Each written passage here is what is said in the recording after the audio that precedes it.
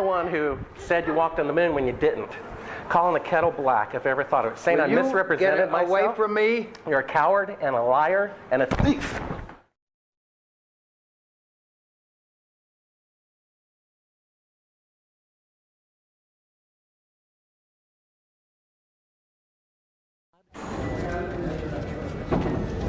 You want me to knock you in the head? Well, I want you to swear to God on the Bible that you walked on the moon. Okay. If you walked on the moon, we're given the opportunity to swear to God that you walked on the moon. I'm going to give you the opportunity to get the hell knocked out of you if you don't leave me alone. So why don't you just put the end to the record in the argument and put your hand on the Bible, swear to God you walked on the moon. Mr. Sibrel, knowing you, that's probably a fake Bible. Well, you're talking to the wrong guy. Why don't you talk to the administrator in NASA? We're passengers. We're guys going on a flight. I don't hit people, but you're going to be on the deck unless you get I'm heading out. I appreciate it. and get the hell out of my house. Well, Take your stuff and get the fuck out. Why don't you quote me and say it's bullshit? And the shadows in the wrong place. I don't give a damn about all that shit. You're full of shit. of lunar orbit being falsified. Being falsified? Correct. We got an unedited tape from a source at the Johnson Space Center. Totally nonsense.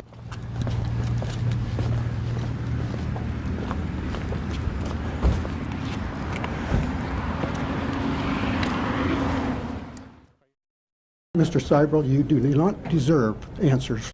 If you show this publicly, you're open for a lawsuit. Okay? Hello, and welcome to my show. My name is Madison Star Moon.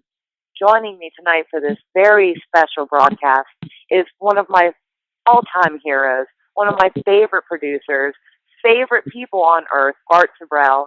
He is the man that has single-handedly debunked NASA and their moon landing. So I am just totally honored to have him on the show tonight. How are you doing, Bart? Pretty good, Madison. What about yourself? I'm a little nervous, to be honest with you, to have someone, of your standing on my show. I mean, this is just a huge honor. Why don't you go ahead and tell everybody who you are? My name is Bart Sibrel. My website is my last name, Sibrel, S as in Sam, I, B as in boy, REL.com. If you go there, it'll link you to my YouTube channel, and you can watch A Funny Thing Happened on the Way to the Moon or Astronauts Gone Wild to know what we're talking about. Basically, those two films, especially the first one, which I highly recommend you watch first, A Funny Thing Happened on the Way to the Moon. It's a 47-minute film. It took about 5 years to produce at a cost of $500,000, and I was already a professional filmmaker at the time I made it, making my living doing TV commercials, music videos, and corporate films. And I worked part-time also at an NBC affiliate in the news department. And around that time, I met a gentleman who worked for NASA during the 1960s as a contractor for Rocketdyne, and his job was to edit the English and the grammar and the syntax of interdepartmental memos from one NASA department to another. So as the government uses departmentalization to keep things a secret, for example, when they built the atomic bomb, there were about 150,000 people working on it, but the components of the departments were so small, a switch or a screw or whatever they were doing, that only a handful of people, maybe 8, knew what the real project was about. So the same thing was done with the secrecy of the moon mission. The person making the glove or the door or the boot, even though that may involve 100,000 to 200,000 people and contractors, they're certainly not going to tell low-level people, hey, by the way, here's what's really going on. They're going to keep it a secret. However, Bill Casing, because he edited all the memos from one department to another, he was one of the few people who had a great overview of what was going on. He also had high security clearance. And he came upon a memo in about mid-1960 that said that von Braun had estimated the likelihood of a successful manned landing and safe return on the first attempt at about 1 in 10,000. So when Nixon became president, they decided rather than risk killing people on live television, which would be very disastrous. I mean, imagine Carter, when he tried to rescue the hostages and those helicopters crashed out in the desert, it basically ruined his chances for re-election. And that's simply, to rescue a few hostages here on Earth. Can you imagine setting out to accomplish one of the greatest feats ever set forth and do it on live television and then fail? And so the one way they could guarantee a successful moon mission was to stage it, just like in poker. If you're, outmatched, you go all in, and people back off, and they believe it. People wanted to believe it. So I was only 4 years old at the time, asleep in bed, but my father was in the Air Force, and he got a kind of a courtesy VIP package as an officer of all the pictures from the moon mission. And I had them up on my wall from about age 4 to 14, and I was the biggest fan of the moon missions. And then I saw this gentleman who worked at NASA. He was one of the first guests on the Oprah Winfrey Show, say that it was fake. Kind of planted a seed in my mind, and I started looking at some of the pictures, and ended up about 10 years later, I'd become a filmmaker and was editing a video for the producer of that program. And I said, "Do you remember the guy on your show who said we didn't go to the moon? Do you remember his name?" He said no, but he put me in touch with the production company in San Francisco. And when I called them, they said they were days away from deleting all 10-year-old files, and I had just barely been able to track down this guy. And he, at the time, suggested, being a filmmaker, that I make a documentary about the moon landings being fake. Now, at that time, I still thought they were real, but I thought, there's at least a possibility that they were fake, seeing how most of the astronauts could not give interviews, and that the Soviet Union was about 5 times more advanced than we were. The administrator of NASA resigned days before the first mission. There were unusual homicides among astronauts and things like that. I thought, there's at least a 1 out of 4 chance that the moon missions were fake. But at the time, I'm young, in my 20s, and I had the thought I want to have a family and someday. And I thought, if the moon missions are fake, and I'm the one overturning these rocks, and I kind of have a relentless personality, I thought I could be risking my life. So why should I die for someone else's, lies? So I actually turned down the project initially. And 5-10 years went by. I became a Bible-believing Christian and realized that we're all going to die anyway, that there is a dividing line between right and wrong, and light and day, night and darkness, and everything, and sin and righteousness. And so I said, well, why not? If they didn't go to the moon, the way that I look at it, Madison, that would actually be more profound of an event than if they had actually gone. I mean, let's say they could go. They could plant a flag with 1960s technology on our neighboring, heavenly body and come back.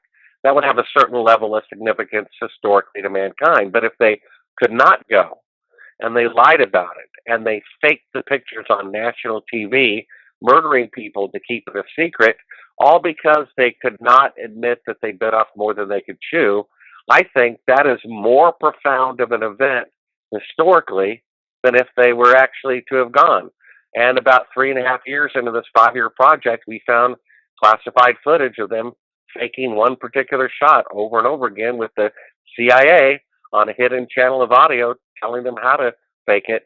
And lo and behold, they really did not go. Hello, Apollo 11. Houston, Goldstone says that the TV looks great. Over.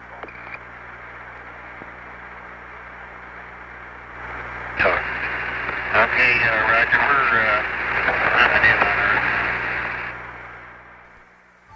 Earth. Again, the illusion they are attempting to create is the Earth at a distance to demonstrate their far journey from it and their ability to survive passing through the Van Allen radiation belts.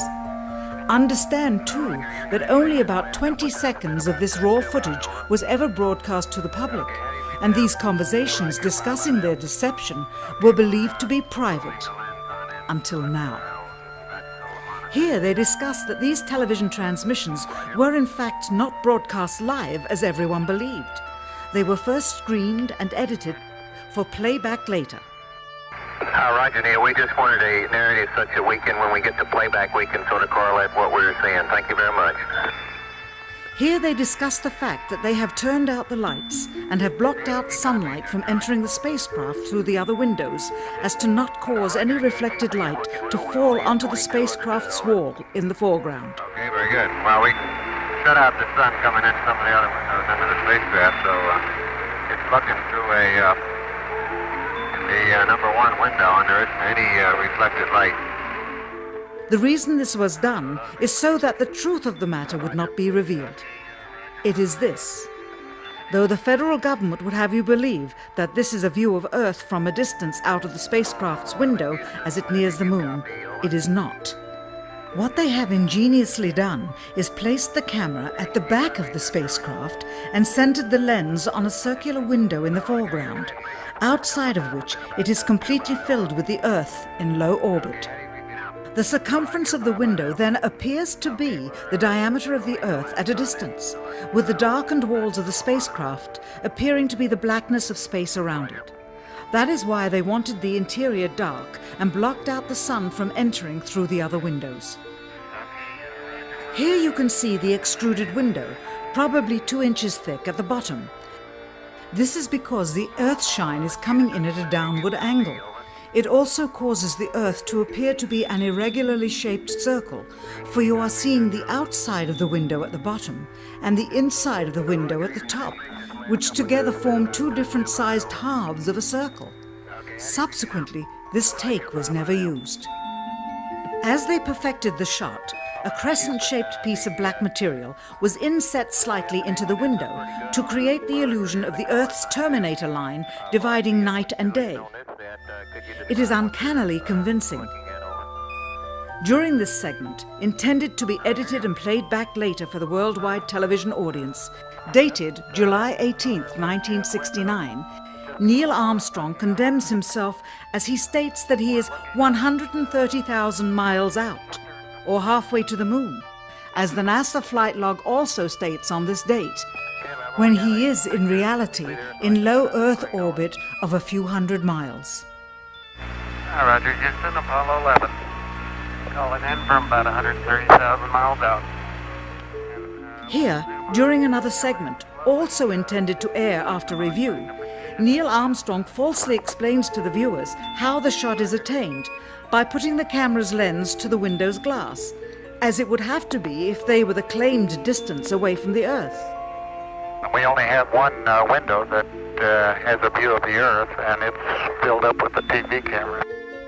If the window was completely filled up with a TV camera, as he stated, then an astronaut's arm would not be able to get between the camera and the window, as it obviously does here in this outtake.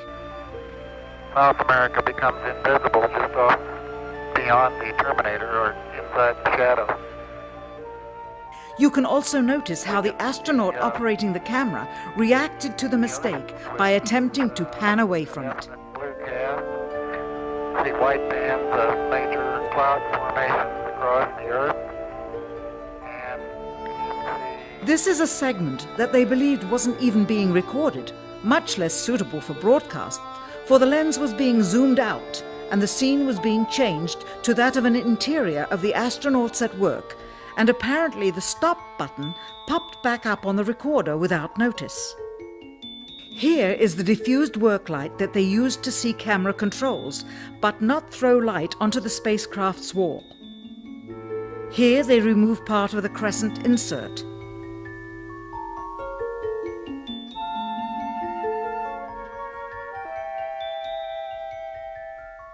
Finally, the iris is opened up and you can see the real location of the camera and the very bright and near Earth out the window. Here is the slate for the 19th of July, and the same shot of trickery on the 19th of July, and then the 20th, and the same misleading shot on the 20th. Later that evening, they were said to be walking on the moon. How can this be when they were in Earth orbit only 9 hours earlier, and the moon is some 3 days' journey away? Furthermore, if they genuinely went to the moon, why would they be faking any part of it? Why this trickery with the window? By faking being halfway to the moon, it becomes apparent that they did so because they could not even go halfway. So what we have is one of the greatest events in human history is the faking of the moon landing because of our lack of character and our fear and our greed and our pride. And so that's kind of my story. Yeah, that's truly amazing. And I've seen all of the footage that you're speaking of. How did you get that footage? Well, I contacted NASA as a journalist. I was working for NBC at the time, and I said, hey, I want to do a documentary special on the moon landings, which is true. Jesus said, be as shrewd as a snake and innocent as a dove. I'm not about to tell them, hey, I'm trying to prove the moon landings are fake. Send me all your mistakes, please. So I just told them, the truth, which was I am doing a documentary about the moon landings. Now, they assumed it was going to be about how I, like everyone else, thought they were real. And to my knowledge, no reporter had ever gone through every single photograph and video footage from the first moon mission, but I did. I figured if they faked it, they're more likely to have made a mistake the time they faked it because they never faked it before. So I asked for every video, every recording, every still picture from just the first moon mission. And what I got were a series of videotapes that were really the same thing over and over again. Everything was pre-edited, and I said, I want some unedited footage, but there wasn't any. And I had already started editing the film together, and I wanted for dramatic effect, the launch to be from like 1 minute down to 0 without any edits. But all the tapes I had would like go from -3 minutes to 2 minutes to 1 minute and jump to 30 seconds and 10. And so I kept going through all these tapes exhaustively. And finally, like second to the bottom, I pop in a tape and it says on the screen, do not show to the public. I'm thinking, oh, this should be good. And what was on the tape and on the label were two different things. Bill thinks I was sent something intentionally. I think maybe it was an accident. I don't know. A clerical error, 50 years ago that no one noticed because no one had ever gone through every tape like I did. One tape that should have been in the private pile was mislabeled and put in the public pile. And on this tape, they're doing a fake shot pretending to be halfway to the moon when they're still in Earth orbit. The thing is dated 2 and 3 days into the flight where they're supposed to be halfway to the moon. But you can clearly see the big, bright Earth out the window, and the astronauts are actually faking this shot themselves. And you can see this, and a funny thing happened on the way to the moon, which is linked at Sibrel, Sibrel.com. And when I popped in the tape, Madison, I'm like, oh my gosh, they really didn't go to the moon. I mean, I must have said, oh my God, about 100 times in 2 minutes. Right. I just could not believe it. I'm seeing them really faking it right in front of me. And I call up Bill and I'm like, Bill, they really didn't go. And he's like, well, Bart, I told you. And I'm like, yeah, but they really didn't go. And he's like, well, Bart, I told you. Yeah. And he just thought it was the funniest thing. 3.5 years, into the film, and probably, 8 years since I knew him, he finally convinced me, or the evidence finally convinced me. And he's like, well, Bart, I tell you, the funniest thing, watching me, come to the realization that they really didn't go. He thought it was so amusing to see me go through that. Yeah. Now, I know that you've presented this tape to several of the astronauts from NASA. Yeah, just hit play. Well, it goes on. This is, what is this? Oh, this is a shot from 130,000 miles out. Mm-hmm. I guess it's from approaching. It's from approaching the moon, looking back at the Earth. Mm-hmm. Now, I've seen this on a couple of flights. Was this something that you got? Although this is from Apollo 11, did you shoot a shot of the Earth like this? Mm-hmm. So you had a TV camera in the spacecraft. That's correct. And this is, I guess, the Earth zoomed in at a distance. Yep, seems to be. I think it's shot a little bit halfway to the moon. Mm-hmm. Now it's kind of, I guess the cloud cover looks. That's what you're looking at. Now what is that right there? What is what? There's like an arm. It looks like hair on an arm getting in front of the window. Maybe somebody got their arm in front of it. Now I thought that was the arm of God moving across the Earth. I couldn't quite figure that out. I suspect that was the edge of the window, more than likely, that they were shooting at. What did the Earth look like from a great distance? There it is again, 130,000 miles out. About like that. So it's pretty small at the distance of the moon? Yes, but I think the better images are the Hasselblad images that have been taken on every flight and are the most published pictures in the history of the world. What is that in the top left? If that's the Earth, is that like another spacecraft? No. That, I have no idea what that is. It's some aberration on the film of some sort.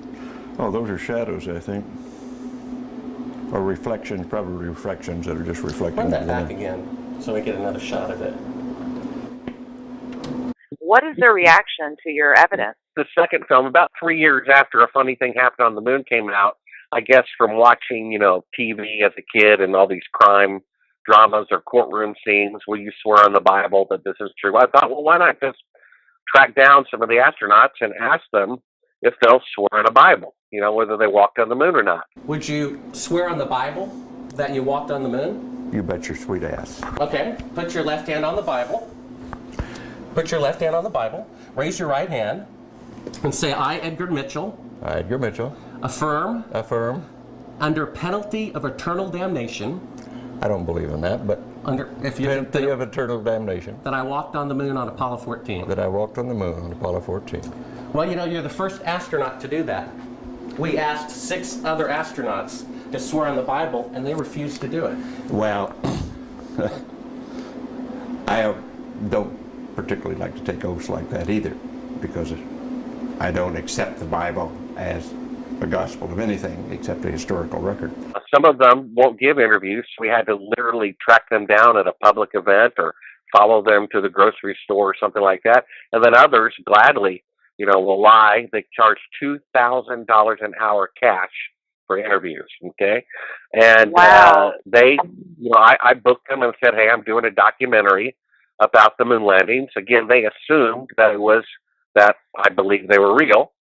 And in one particular case, we were interviewing Buzz Aldrin. We had 2 cameras set up and a monitor, and we showed him the fake footage that he shot. And he said, oh, and this makes you a real famous person for having discovered all this. What an ego you must have to want to become successful like this. Well, that's an admission that I'm right.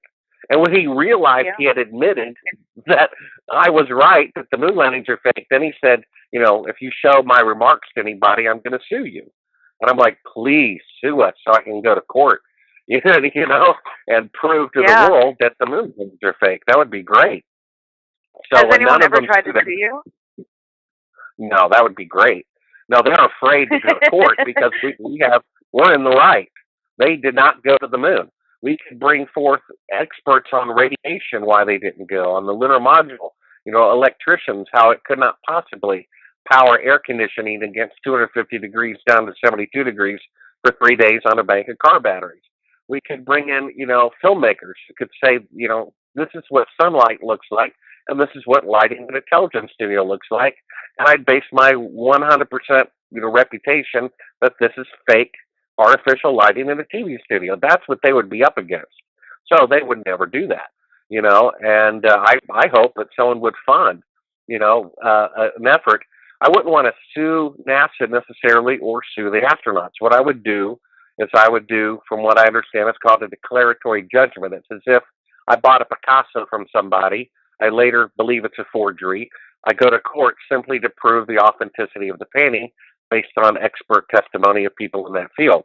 What we would do, we would take this window shot, go to a court, and say, is this the Earth floating in space halfway to the moon, or is it a forgery? And I think it's super clear that it's a forgery. And we would subpoena the astronauts, the 2 surviving astronauts of Apollo 11, as eyewitness, experts, and they would have to show up. They're required by law to show up and testify. And I think it would, unravel. Unfortunately, out of all conspiracies in the world, almost all of them that I know of are terrible, tragic events. For example, whoever shot JFK, whether it was Oswald or Bush Sr. or the Mafia or the Soviets, he's still dead. And whoever did 9/11, whether it's the Saudis or the Iraqis or Cheney, 3,000 people are still dead. But the moon landing is a positive conspiracy. During the time of the Vietnam War, President Nixon, who was president at the time, said, the domestic protests against the Vietnam War are the number one threat against America. So what better thing than to have a pep rally, and a guaranteed pep rally, a guaranteed fix that our horse will win. Imagine there's 20 horses and you got it fixed that yours is going to win. I mean, that's a great thing, for publicity. And that's what they did. They had a 100% guarantee that the moon landings would be successful because they staged it. They were up on the rocket and they splashed down, but they just never left Earth orbit. I mean, all you have to do is realize here we are 50 years later, a half a century, 5 decades later. 5 decades later, there is 1 million times the computing power in a cell phone than all of NASA had when they allegedly went to the moon on the first attempt. And to say that the farthest a manned vehicle can travel now is 250 miles away from the Earth, but 50 years ago, they could go 1,000 times farther. Technology does not go backwards, unless the moon landings are real. Their technology went backwards, but it doesn't. Therefore, they're not real. I mean, it's so simple. It is so simple. If they can go to the moon on the very first attempt with 1 millionth computing power of a cell phone, there would be bases there by now, right? It's so simple. But people want to believe it. It's the Santa Claus for adults. People who have any intellectual capacity, whether they're a teacher or in aerospace or whatever, they say, we went to the moon. Like, we won the Super Bowl. Oh, which team were you on? Oh, well, I wasn't actually on the team. Oh, so you were in the stadium? Well, no, not actually. I was watching it on TV. Okay. And we went to the moon simply because they saw it on television. I mean, it's amazing. It imprinted it in their minds. And you try to take that away from somebody, it's like telling them their mother was an axe murderer before you were born, and even if it's true, they don't want to know. I've talked to professors at universities who I said, what if you saw Buzz Aldrin confess on national TV that the moon landings were fake? And he said, I would still think they were real. And, and we're supposed to be delusional? I mean, this is just an emotional thing that defies logic.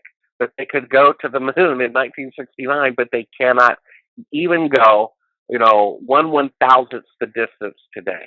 That makes no sense. Now, why do you think Why do you think other countries haven't, spoke out against this and said, we know that they didn't go? Well, it's mutual blackmail. Everybody's got a spy agency, and everybody's got skeletons in everybody's closet on record, right? We've got stuff on the Chinese, and the Chinese have stuff on us, and vice versa, and the Soviets, and the Israelis, and the Indians, and the Japanese, or whoever. And it's just negotiated. We'll keep quiet about this. I mean, there was one Soviet ambassador who said that day that moon landings were fake, but he was told not to talk about it. It was negotiated, whether it was, selling oil or grain or whatever it was. This is all about money and trade deals. There really is no enemy of America other than 1 or 2, terrorists out there. Who wants to physically conquer the continental United States? Whose ships are right now at our border? Whose troops are at our border, ready to come in and take over our country? Nobody, and it hasn't been the case for over 100 years. The Chinese and the Soviets can barely manage their own countries and economy. There are no nation enemies of America. Now, there may be leaders who talk bad about us in North Korea or Iraq, but the fact is, if they attacked us, they would be bombed into oblivion, and they know it. So there are no enemies. But we have the military-industrial complex. All of this money, billions and trillions of dollars, is made off of having boogeyman enemies, And so that's why... Yeah, manufactured terrorism.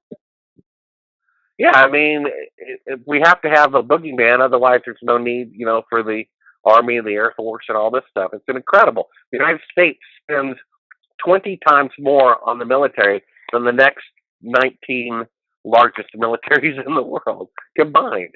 I mean, it just boggles the mind. Eisenhower tried to warn us of this. He said, there should not be a Pentagon, a War Department when there's no war. And he said they're making so much money off of the armaments and everything that this is a threat to our country. When people swear allegiance to the Constitution, they say against all enemies, foreign and domestic. And domestic. Oh my gosh. Yeah. We forget half of the enemies of America are citizens. You know, whether they're Bush Jr., Bush Sr., Cheney, whoever the true evil people are, I don't know. I'm just throwing names out there. Forgive me if I'm wrong. Kissinger and all these guys in the Pentagon and all these longtime government people, Illuminati, whatever they're really doing, pedophiles. Who knows what they're really doing in the real life? But there are people who shot Kennedy, and I can assure you they're Americans. And there are people who did 9/11, and I'm 99% sure they're Americans. And the people who fake the moon landing, you know, they're Americans. And so Americans, you know, these evil people in government, they are the ones our founding fathers warned us about. They're the Benedict Arnolds right now who are messing the reputation. People get mad at me for saying the moon landings are fake when they should be mad at the government for faking them. You know what I mean? Yeah. It's unbelievable. Uh-huh. They think Buzz Aldrin is a national hero when he's one of the biggest liars on the entire planet. We live in a country that is so far from God, they give congressional medals of honor to liars. They give peace prize to people who bomb hundreds and thousands of civilians into the grave. I mean, it's unbelievable. That's the world we live in. And Buzz Aldrin is probably, out of all of them, the biggest opportunist. You know, he seems to be the one that's been reaping the benefits of this perpetual lie monetarily. And I guess it's mine, in a way, to do things when they've been researched and worked out as far as a business arrangement. And did he charge you $2,000 for an hour to speak with him? Because he was promoting a book, he did not. But if we had not made it part of his book promotion, in fact, if you see the interview, he says, "Wait a minute, I don't give free interviews unless it's about my book." You see what I'm saying? When you're out to sell a book, he'll give you a free interview. But if it's anything else, he charges. Eugene Cernum and Edgar Mitchell and Alan Bean, they all charge us $2,000 an hour, and they demand it in cash. It's really interesting about Neil Armstrong, how he never gave interviews. Can you elaborate on that?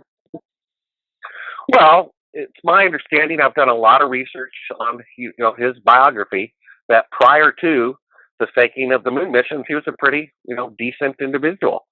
And if you look at their faces, I only show their faces during their one after press conference, their post-fight press conference in August of 1969, and they all look like they're at a funeral of their mother who just died. They don't look like, the winning camp in the locker room after the Super Bowl victory. And you can see in their faces, it's killing their souls to be lying to the world through their teeth about this accomplishment. And so he just didn't want to lie about it. So that's why he very rarely gave interviews about it. That's why Michael Collins, very rarely. We had to track him down, follow him to the grocery store to get him to say anything on camera. How do you track these people down? How are you finding them? Well, we hired professional private detective agencies to track down where they live through their Social Security numbers and all this stuff, and found out where they live. Wow. And we have one of our investors. These films cost $1 million, and one of our executive producers, he wishes to remain anonymous, is a multimillionaire, presently on a board member of an aerospace company building rockets for NASA. Just use your imagination. Think who that might be. Okay? Person. Yes, I know is who the one backing that person is the one backing these movies of mine. He's the one who put up the money. Can you imagine? A person who might publicly say, "Hey, I love NASA and let's work with them and going to wherever, Mars or the moon, whatever." Secretly, they are financing me. And that's an inside job. They know from being there. They know because their IQ is like 165. They know from an engineering point of view, the lunar module was a joke. The Saturn V rocket didn't have enough fuel to leave Earth orbit. They know all of this stuff. They know about the radiation beyond Earth orbit. You know, they know for sure. They think it's disgraceful to science. Right. You know, this person let's touch on the isn't radiation. a believer. What's that? Yeah, tell everybody about let's talk about the radiation. Now, why is it impossible for man to get to the moon right now? Well, the way I look at it is, first of all, let's look at where they do have bases. Let's look at a place where they have bases where it's almost unplanetary environment. That's the South Pole. The South Pole has hurricane force winds almost all the time. Its average temperature is like minus 100 degrees Fahrenheit. I mean, can you imagine what that would be like to have 100 degrees below zero and 100 mile per hour winds most of the time? You know, and yet there are bases there. Now, why? I'll tell you why. Because it's humanly possible. And maybe barely humanly possible, but it's humanly possible, therefore they're there. If it were humanly possible to go to the moon in 1969 with 50 years less rocket and computer technology than we have now, there would be bases there by now. The fact that there are not bases on the moon right now is proof itself that it cannot be done. Because if it could be done, there would be bases there. It's as simple as that. Now, one of the reasons why they can't get there is most people don't know, you know, the space shuttle, when they think it's way up in outer space, it's only 250 vertical miles up. So pick the city where you live, pick a spot that's 250 miles away, turn that horizontal to vertical, and that's the only distance they are above. If you had a 1 foot globe, that'd be about a half an inch above the globe. That's as far as they can travel into outer space. Can you imagine that? And they're saying they went 30 globes away 50 years ago. Well, starting at about 1,000 miles up, which is 4 times higher than the space shuttle or the space station is, begins a field of radiation called the Van Allen radiation belt, named after the discoverer. It's approximately 25,000 miles thick. You would have to go through it in order to reach the moon. If you orbit the Earth, you know, below it, you're perfectly fine. But it's this intense field of radiation. It's caused by the magnetic field of the Earth, and it basically collects all this solar and galactic radiation from the beginning of time, however long you believe that to be. Van Allen, who sent up a probe, you know, in the late 50s, and you can research this there's an article at the Sleuth Journal, which is, you might link in the description of this video when you post it. If you go to Sibrel.com, the Conspiracy Corner, keep looking for this article about the moon landing. I think it's called Crappy Anniversary, Did We Land on the Moon 47 years ago? You can do that as a Sleuth Journal search. And it has an actual, you know, download of this magazine from August 1957, an article written by the discoverer of the radiation belts. And he says that the radiation belts are 5 to 100 times a lethal dose. Okay. There we go. So they have to go through them twice to reach the moon, and then again to come back. And yet he said in 1957 they were 5 to 100 times a lethal dose. Now, so there you have right.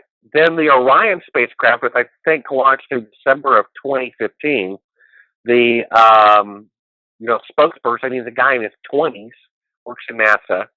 The Orion is the latest vehicle to allegedly go beyond Earth orbit. And he said on a NASA video that we must first learn how to protect astronauts from the Van Allen radiation belt before we can send people through it. Admitted the technology does not yet exist to send astronauts through the radiation belt. I'm like, well, then how did they reach the moon? So I call up NASA and say, hey, this is journalist Bart Sibrel. Mind if I interview Kelly Smith? They said, yes, we very much mind. We don't want you to talk to him. If you have any questions, please put them in writing. And I asked some, really innocent questions like, who developed the Orion project and what soundtrack did you use in the background of the video and Well, things like that. And they answered every question. Then when I asked, well, you had two Geiger counters on the Orion spacecraft. It went up 3,600 miles and came back. So if you go to the store and you U-turn and come back home, the destination is the store, right? So if you go to 3,600 miles and U-turn, whatever's at 3,600 miles, that's your destination. That's the purpose of the mission. That is, right there in the middle of the Van Allen radiation belt. The whole point of the mission was to go into the radiation, measure it with two Geiger counters, and to come back. The whole point is what were the readings on the Geiger counters? So I asked them, about the radiation, and they ignored it and ignored it and ignored it. I finally said, what's the readings on the Geiger counters? They said that's a classified secret. I'm like, wait a minute. Is the temperature of the sun a secret? Is the amount of hydrogen in Jupiter's atmosphere a secret? How could it be? It's just a part of nature. That's like saying the temperature in Tahiti is a secret. It's a military secret. There's no reason for that, right? So why would the amount of radiation in the radiation belt that surrounds the Earth, which is simply a part of nature, like the temperature of the sun, why would that be a secret? There's no reason for it to be, unless disclosing it would prove that there's no way that the astronauts of the alleged moon mission is going to survive going through it. And that's what the release of the information would prove. That's why their own spokesperson on camera said, we must first learn to protect astronauts from this radiation before we send people through this region of space. He means the technology does not yet exist to leave Earth orbit because of lethal radiation. So then how could they go to the moon, all those times, and they're still living into their 80s without, any cancer? That's a little odd, don't you think? Yeah. It's basically one, it's like the generation, millennials, they're in their 20s or whatever, that they are admitting that the moon landings are fake. They just did. I mean, they just said so. Yeah. And it was kind of reported in 1994 when the space shuttle went up to 360 miles. The radiation was so intense that they could see it with their eyes closed as fireworks. And then CNN said the radiation surrounding the Earth is more dangerous than previously believed. That discovery was made in 1994. More dangerous than previously believed, which was when the Apollo astronauts went through it. So how is it that space shuttle astronauts more than 600 miles away from the radiation know more about it than the astronauts who were in the middle of it? They were not in the middle of it, and they were actually closer to the radiation than anyone had previously gone. That's why it said the radiation belt surrounding the Earth is more dangerous than previously believed, which was the Apollo mission. So that's another proof that the moon missions are fake, right in the news. And then some museum curator, in Amsterdam watches a funny thing happen on the way to the moon. He gets curious. Neil Armstrong, allegedly in 1969, personally picked up this rock and then personally gave it to, the ambassador of the Netherlands or wherever that is. And they put it in a museum and they hermetically sealed it, and it's been there, for the last 40-something years. And then finally, one of the museum guys gets curious.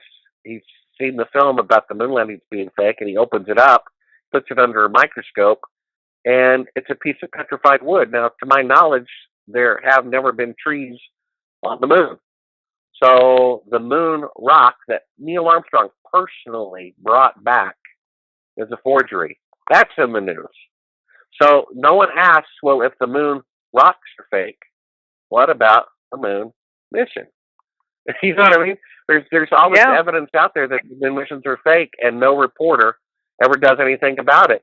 I asked the New York Times, they interviewed me. I asked him, he was doing a story about how isn't it interesting that some people think the moon landings are fake, and now it's 30 million Americans or more believe it's fake. In fact, it's getting more like 60 million. And he was doing the story simply for that. And I said, well, what do you think about them faking being halfway to the moon and the third track of the CIA talking to them? What do you think about that? He said, well, I can't explain that. And he went on to say if he did a story about how the moon missions might actually have been fraudulent, he would be fired. So if you're a journalist, if you write a story about the truth, you will be fired. And that's out of the because all the media's been sold out. Yeah, that was a guy, I think, with the New York Times or Washington Post. I forget. It's pretty sad. That's one of the major newspapers of the world. Yeah. In one of your interviews, the man's son actually threatened to have the CIA whack you. Did you ever hear anything else about that? You want to call the CIA? Have them whacked? Well, the Bible says that if you curse someone who does not deserve it, it will fall back on you. And that man, young man, died in his 20s of cancer a few years after uttering those words. Basically, his father, Edgar Mitchell, had this reputation of being this peace guru, And when he found out the interview was about how I believe he did not go to the moon, he said, I normally don't hit people, blah, blah, blah. I turn my back to him, and 5 seconds later, he hits me from behind. He can't even go 5 seconds without lying, says I don't hit people, and then he hits the person when their back is turned to them. Then we, have these expensive wireless microphones on him, which would probably be crystal clear for half a mile. And when we're loading the camera in the back of the rental car, it's still recording, and we left the microphone on him. And so, just because it's on one person, you can pretty much hear everything in the room. It's that good of a microphone. So often you only have to mic one person, you don't have to mic the other people. And we hear his son saying, hey, do you want to call the CIA and have me executed? And we had a person transcribing, all these interviews, and I didn't, listen to it. I stopped, listening to it after that segment. And she's like, hey, they threatened to call the CIA and have you executed? I said, no, okay, you're kidding me. I said, no, it's on there. I said, really? So I get out the tape and put it in, sure enough. Now, the thing is, if they really went to the moon, and I thought otherwise, why would they need to execute me? Now, if they really did not go to the moon, and the CIA perpetrated it, and I'm exposing it, then you could see why they might want to kill me. But why would they want to kill me if they really went to the moon and be irrelevant, right? It's like when I confronted Buzz Aldrin, if I really walked on the moon and someone thought otherwise, I would find that hysterical. I would swear on a stack of Bibles. Are you okay? You feel okay? Yeah, of course I wish I could have taken you with me to prove it was true. You okay? But it was like I walked up to him in front of his wife and said, how's your girlfriend? I saw her the other day at the party. She said, you and her spent the night together the other night. Are you two? Oh, I'm sorry. Did I say that in front of your wife? And then he'd be mad. And so he had an entourage around him who thinks he's this great American hero because he walked on the moon. Well, he's the exact opposite. He's a traitor to every American, a traitor. And yet he's called a hero. That's pathetic. That's the state of our country, isn't it? And that's why he reacted so violently. It's because that's amazing that his son passed away. I wasn't expecting you to say that. Well, it was Edgar Mitchell's son who passed away, not too long after making that threat to me. And I don't know. It just our country is lost. The world is lost. And the moon landing conspiracy of all of them, whether it's fluoridation or chemtrails or JFK or 9/11, I mean, all those are fascinating things, and they all might be true. But the moon landing is the most symbolic, in-your-face, lying to your teeth. The entire thing is a conspiracy. Kennedy was killed. The conspiracy is who did it. 9/11 happened. The conspiracy is who did it. You see what I'm saying? Right. But the moon landing, the whole thing is contrived from the very beginning. It's 100% a lie. You know what I mean? Yeah. And it's done with the taxpayers' money. Money is taken from them to deceive them. The government is breaking their own laws. I mean, propaganda is illegal since 1947. I think it's President Truman said, the government doing propaganda should be illegal. We should have a free press. Well, the faking the moon missions is, obvious propaganda. Then there was the quiz show scandal of the 1950s, where Time magazine had on their cover the smartest man in America. It must be true if it's on the cover of Time magazine. After all, they said we landed on the moon on the same cover. Oops, it was a forgery. The guy got the answers in advance. He was not the smartest man in America. Time magazine was wrong. Time magazine was deceived. and unintentionally passing on greater deception. So Congress passed a law because of the quiz show scandal. They said you cannot use television to deceive people. The government broke that law. Isn't that amazing? You know, it's just outrageous. Yeah, the Bible says they break that law every day. The Bible says that people who are leaders need to be judged more strictly, not less strictly. And yet Congress passes laws that are the exact opposite. If everyone else has certain standards for hiring people or non-discrimination rules, the Congress they don't have to obey that. See what I'm saying? And so it's upside down. It's the exact opposite of a moral society. You know, we have these high-ranking leaders who are arrested for pedophilia. I don't know if there's anything more disgusting you could do, especially if it's homosexual pedophilia they're guilty of. You know, and yet these are the cream of the crop of our leaders, and they fake the moon landing, and they do all these other outrageous things. They spend money on war after war after war and kill off the middle class who are drafted. You know, it's some outrageous. What can you do?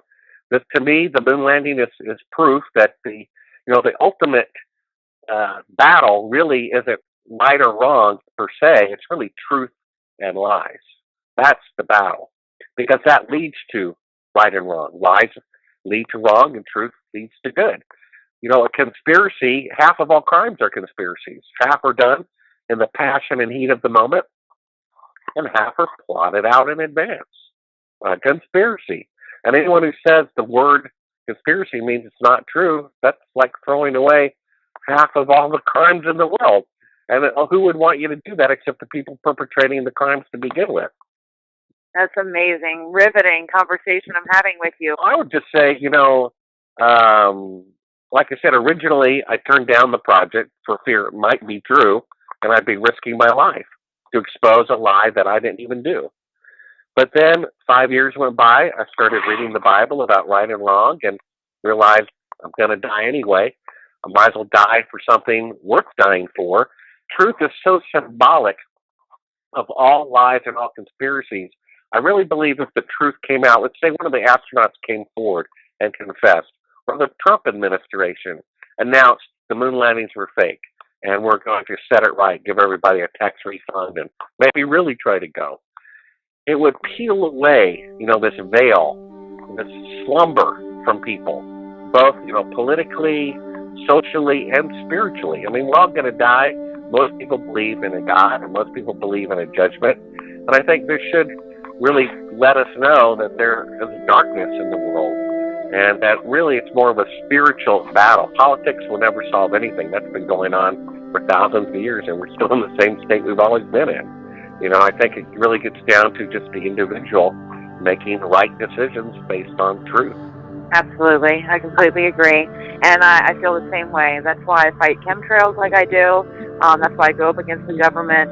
If they're going to come after me, they're going to come after me. If I'm going to die over this, it's what's going to happen. But I'm not going to stop fighting the good fight.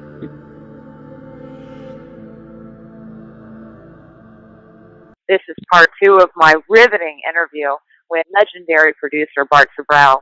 We've been discussing the moon landing hoax, and I want to kind of go off into another arena here, and we'll discuss the chemtrails, because I myself am a chemtrail activist. And I want to know, Bart, what do you think about chemtrails? Well, it's interesting. We were talking right before we went on the air about other conspiracies, and I remember one of the people aside from Bill Casing, he was a Vietnam pilot, and he told me the moon landings were fake, and before I believed that they were. And one of the things he said too was, fluoride is bad for you. I bought a water distiller.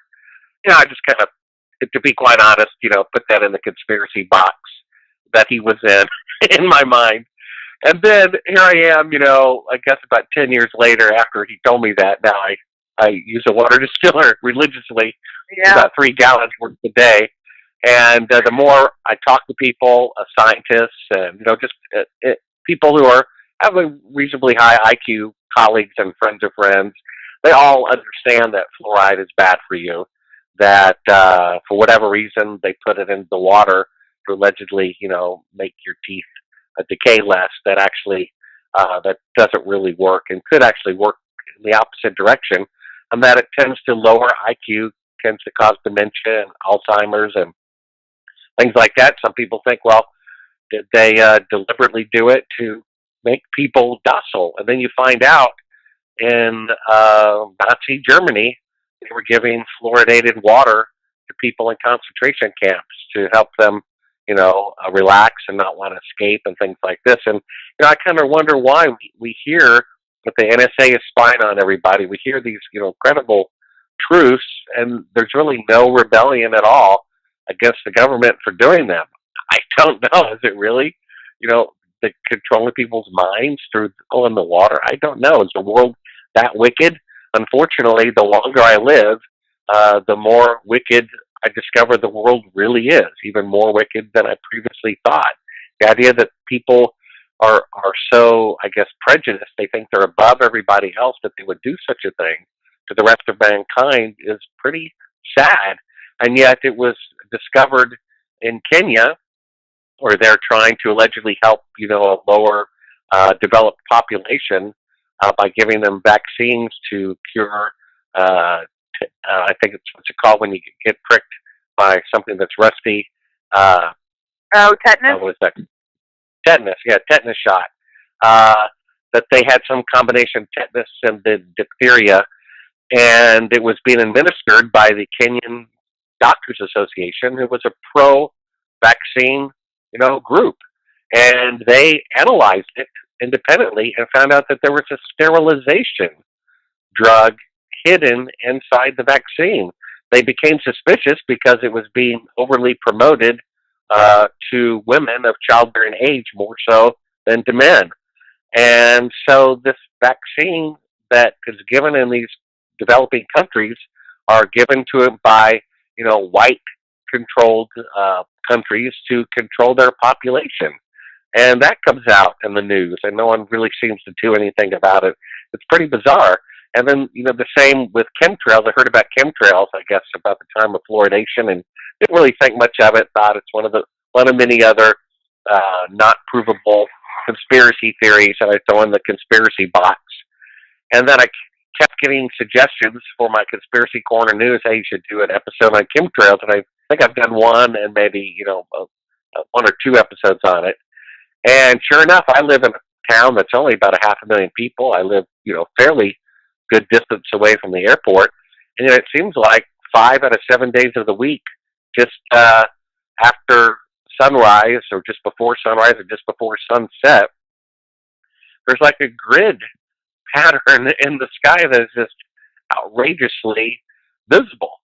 I know that when people who have some acreage have a riding mower, they have like in their mind kind of a pattern. They'll kind of go up and down and then across or whatever to cover geographically, every space that they can think of. And so apparently whoever's doing this for whatever reason, they're told to, to evenly disperse these chemicals and to follow a grid pattern in order to do that. And sure enough, it's like all these intersections at 90 degrees. And I did a little research that the difference, of course, between condensation trails, like when someone exhales in the winter, that doesn't linger, that fog doesn't linger in the air for half an hour. It dissipates fairly quickly. And if you're watching a genuine condensation trail out of a jet, it's generally about 10 to 20 times the length of the jet and stays that. And it, proportionally dissipates after it. But these things are staying up in the air for half an hour to an hour, and they're always in this grid pattern. And now it seems to be with even increased regularity. I have no idea why. I can speculate, but I'm more intrigued to ask you, what are they doing? Well, I don't see how this cannot be a major news story. It's so obvious to me. Oh, it is a major news story.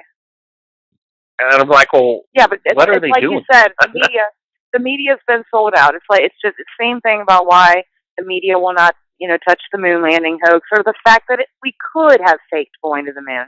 They wouldn't have to come forward and say, we know we haven't been to the moon, here's the evidence.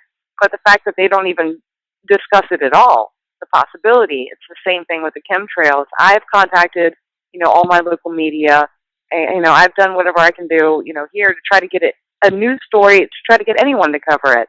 And because the news media, mainstream news, is sold out, they're bought and paid for by the CIA, they remain tight-lipped, and they continue to cover it up and say that it's water vapor. In my research, I personally believe they're depopulating the planet. I believe chemtrails have a multitude of nefarious agendas behind them. The Monsanto aluminum resistant seeds, geoengineering the planet, weather warfare, radar, Morgellons, spraying stuff into the atmosphere to test different diseases on us, make us sick for big pharma. I mean, you could just go on and on with a list of horrible things that they're doing with these emissions. But yeah, and so what else have you found in your research? Well, I think the parts per million don't appear to be to a toxic level, in that if they wanted to physically poison people, they already do it through the water supply. And they infiltrate it with fluoride and all sorts of drugs and chlorine and whoever knows what other chemicals. And then same thing with food. If they wanted to poison us, they would just put it in our water and food. I don't think that the air is really the most efficient way of going about doing it. So it has to be some other reason. I only heard one interview from somebody. Right, but when you add them all together, when you poison the food with the GMOs and poison the water with fluoride and poison our air with these toxic heavy metals that cause Alzheimer's and respiratory illness, it's going to bump off the weak and the elderly first.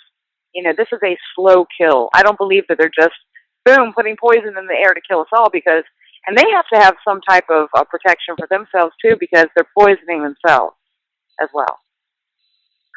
Yeah, so that makes me think that it's not chemtrails, and forgive me if I have a different opinion, but just like I said, if the purpose was to poison people, I think a much more efficient way of doing it would be through food and water, which they're already doing. So that makes me think chemtrails are for another reason. And you brought up a good point. Right. The president and the government officials are out there breathing the air too, so maybe it is some other reason. Then I have to think, well, what could that be? Only one person that I know of has gone on the record and said it's geoengineering. These are reflective particles of aluminum, barium, whatever, to reflect sunlight back into outer space to cool off the planet.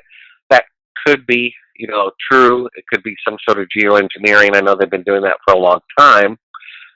Some people believe that it's to block the appearance of something in outer space, to somehow optically reflect that, or to make telescopes not as proficient at viewing certain heavenly bodies that are potentially hazardous to the Earth, and therefore not to provide general panic. An incoming comet or asteroid or rogue planet may be heading toward Earth, and that these are to, obscure the observation of such a thing for the longest period of time possible. Right. I believe the mitigating global warming through their spraying operations is complete and utter disinformation. I believe that's the cover story that the bad guys try to sell us so they can continue dumping these heavy metals, chemicals, and God knows what on us. The problem with the whole chemtrail conspiracy is the fact that we don't get any answers. I mean, this is a grassroots, ground effort that, researchers and just concerned citizens are doing on their own. We don't have any help. There are a lot of people that have brought forth test results, lab results, showing high levels of barium, strontium, aluminum, lead, mercury, cadmium, uranium, and other nefarious chemicals, heavy metals, things that's not supposed to be in there. So we do actually have tests, lab results showing astronomical amounts of these elements and things that should not be in our hair, blood, water, and soil. So that's what's most alarming. The mitigating global warming, they've actually proven that jet contrails, water vapor, actually heat up the environment, heat up the Earth. So it may cool it down for a particular time, but it's actually going to heat it up in the long run. What goes up must come down. If those reflective particles are being sprayed, then they're going to come back down and then pull that. I think there's so many different, I have like 100 different theories, Bart. Who really knows what the truth is? All I know is I don't agree to be sprayed. Yep. Well, the thing is, I had to reluctantly admit, yes, the moon landings were fake. I had to reluctantly admit to my crazy fluoride friend, I bought a water distiller too. have to admit to Madison, I used to think chemtrails were kind of silly. Now I think, oh my gosh, what is going on? And maybe part of the answer is in the regularity of it. I mean, they're doing it. It's like they have to do it every day. That it's like I don't know, keeping something warm in the oven. You have to keep it at 350, and they can't just spray once a week or once a month or once a year. They're doing it virtually every day over my mid-sized city, and so that should be a clue in there somewhere that it has to be sustained. They have to sustain a particular level of what they're doing, otherwise it won't work.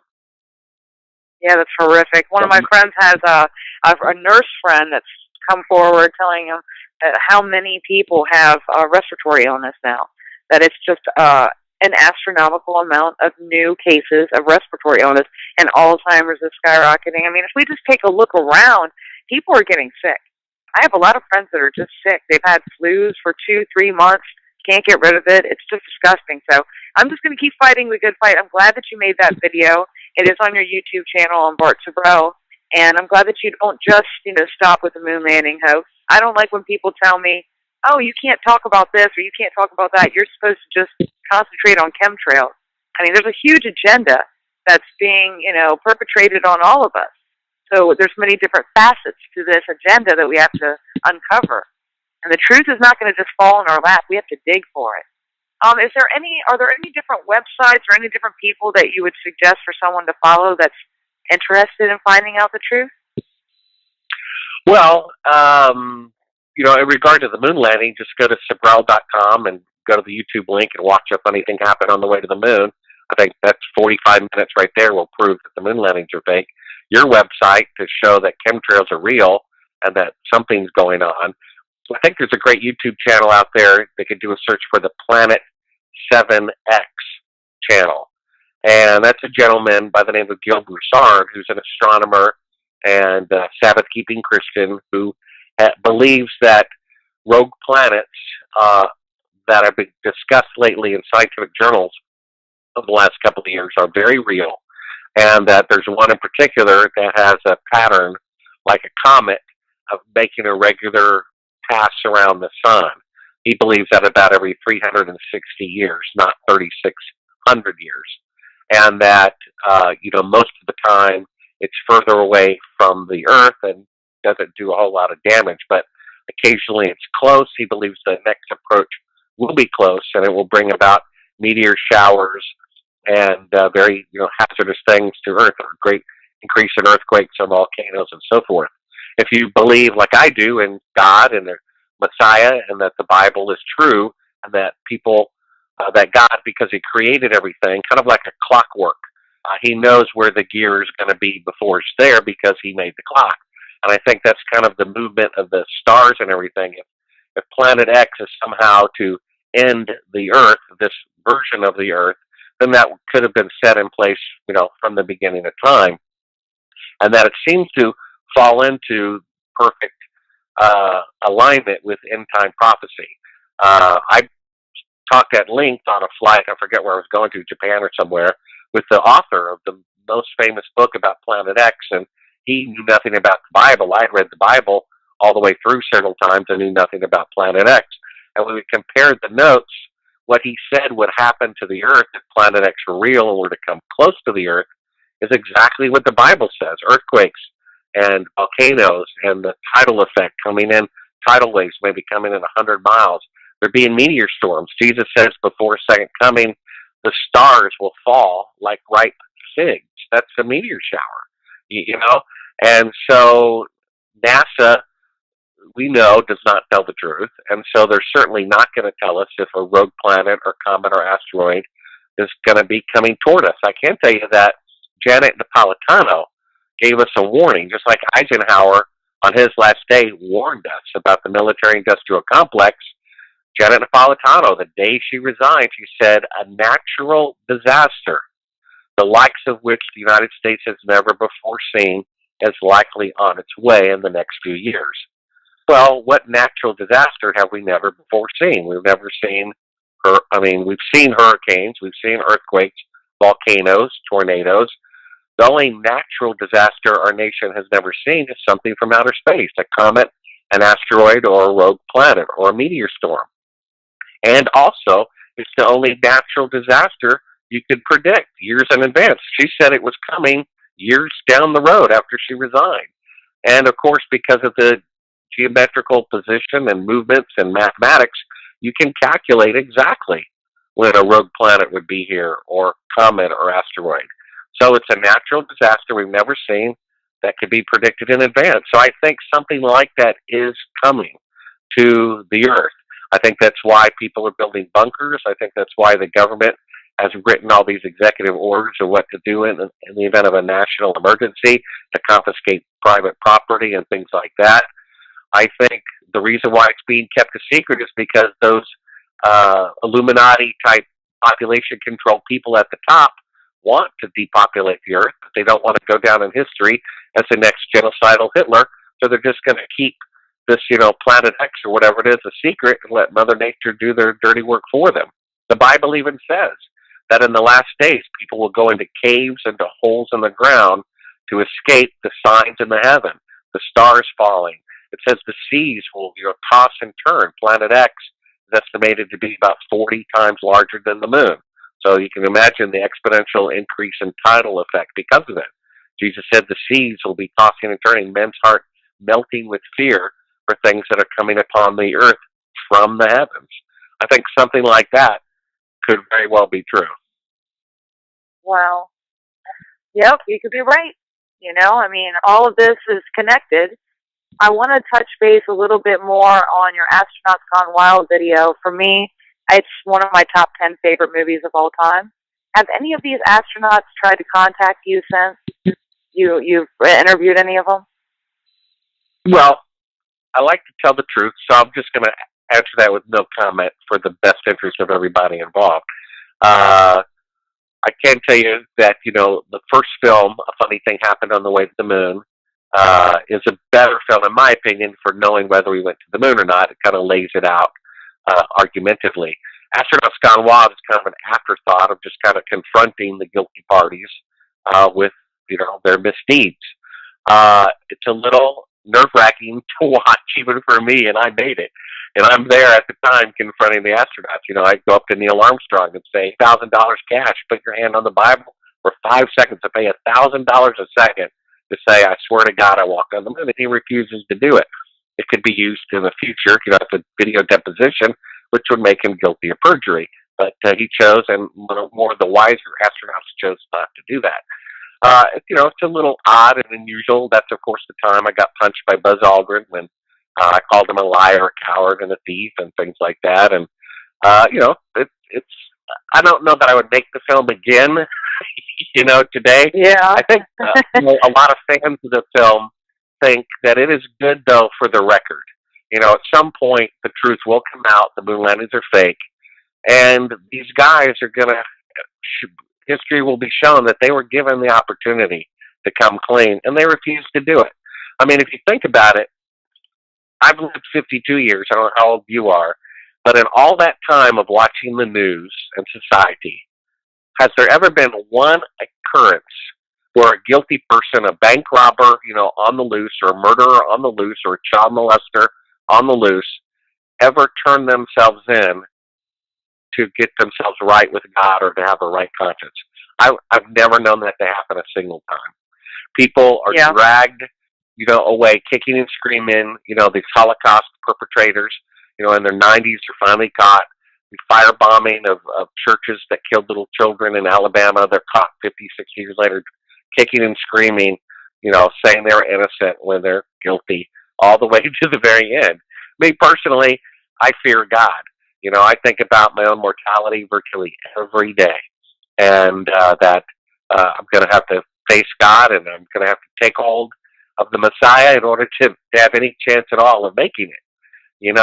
I'm kind of like the creator of The Simpsons. It's called Futurama. I don't know if you've ever seen it. Right. But one of the characters is a robot who's a kleptomaniac, and one day he's always calling his employees, at the company he works at, meatbags. If they're mortal, they're going to die. He's immortal. He's kind of boasting about it. He says, if I get run over by a steamroller, they just take out my memory cartridge, pop it in a new robot, and I live forever. And then his, owner says, "Oh, I'm sorry, I bought you before memory cartridges. That can't be done. I mean, when you're dead, you're dead." He says, "Well, how long have I got?" He says, "You might only last 1,000,000 years." And he says, "And that's it?" And then he says something very profound, Madison. He says, "Anything less than immortality is a complete waste of time." Yeah. And that is I true. agree. You see, all of the scheming that these people are doing, forgive me, Dick Cheney, if you're really innocent, please forgive me. But people like him, who probably did 9/11, who may do the next nuclear bomb going off, you know what I mean, and blame it on whoever, chemtrailing, poisoning people, putting aspartame or whatever it is that War Department guy, created to make money off of. All these evil people doing all these evil things, they're going to die. They're going to die of old age, and all their scheming will come to nothing. And even, good, quote, good people who are, living a good life and not hurting anybody and accumulate millions and boats and airplanes and mansions, they're all going to die too. And then what? It's the next life that's the important one. It's the one where we'll either be thrown away and be dead forever. There's no hell. It's just that you're dead I forever. absolutely agree with you. Yep, that's what I believe. I do not believe in a fiery pit of torment. I don't believe any loving God would create us knowing that we're going to end up in a torture chamber for all of eternity.